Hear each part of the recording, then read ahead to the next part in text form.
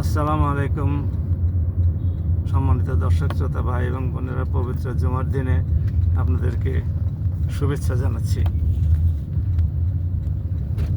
আপনারা সবাই অবগত আছেন যে গত কয়েকদিনে নিষ্পাপ কতগুলো শিশুর উপরে পাশবিক নির্যাতন চালিয়ে তাদেরকে হত্যা করা হয়েছে।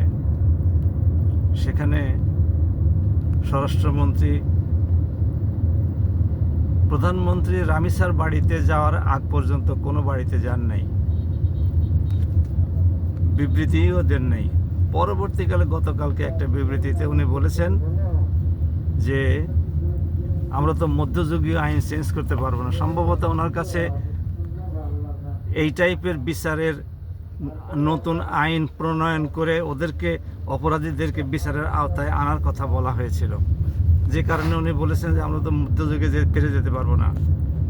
মধ্যযুগ মানে কি? মধ্যযুগ মানে আল্লাহ রসুলের সাল্লাল্লাহু সাল্লামের পরের যুগ। সেই যুগে যে সমস্ত অনাচার অত্যাচার হয়েছে সেই যুগকে উনি বুঝিয়েছেন। এটাকে নিতান্তই ইসলামের বিধানের প্রতি কটাক্ষ করা হয়েছে বলে আমরা এটাকে ধরে নিয়েছি। উনি এটা বলতে পারেন না। মধ্যযুগে কি এরকম বর্বরতা ছিল? মধ্যযুগে যে সমস্ত বিচার আচারগুলো হতো সেগুলো কি এরকম এত বিশ্রী এবং এত দীর্ঘমেয়াদী বিচার? তা ছিল না। মধ্যবর্তী সময়ে এরকম এই বিচার ব্যবস্থা এত নোংরা, এত বিশ্রী, এত দীর্ঘমেয়াদী ছিল না। গিয়াসউদ্দিন আজম শাহর দরবারে একজন মহিলা তার ছেলেকে হত্যা করার জন্য বিচার নিয়ে গেছিল। গিয়াসউদ্দিন আজম শাহ তার নিজের গুলিতে উনি রাইফেলের গুলির প্র্যাকটিস করছিলেন বা বন্দুকের গুলির প্র্যাকটিস করছিলেন। প্র্যাকটিস করতে গিয়ে ভুল হয়ে একজনের গায়ে বুলেট বিদ্ধ হয়ে সেটা মারা যায়। ওই মহিলাটি বিধবা হয়ে যায়।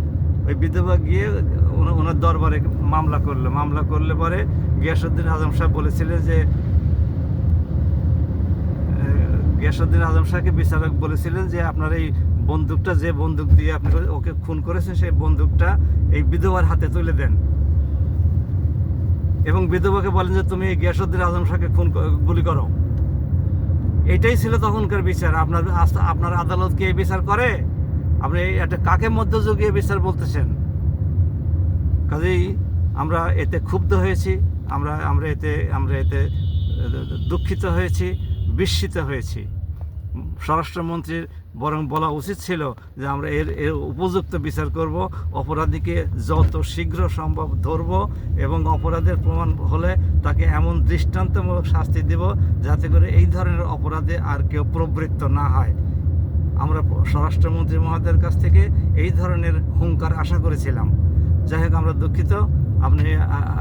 আমরা আশা করব আগামীতে এরকমের তামাশা নিহত ব্যক্তির কারোর বিরুদ্ধে করা না হোক। সবাই ভালো থাকুন। আসসালামু আলাইকুম ওয়া রাহমাতুল্লাহ।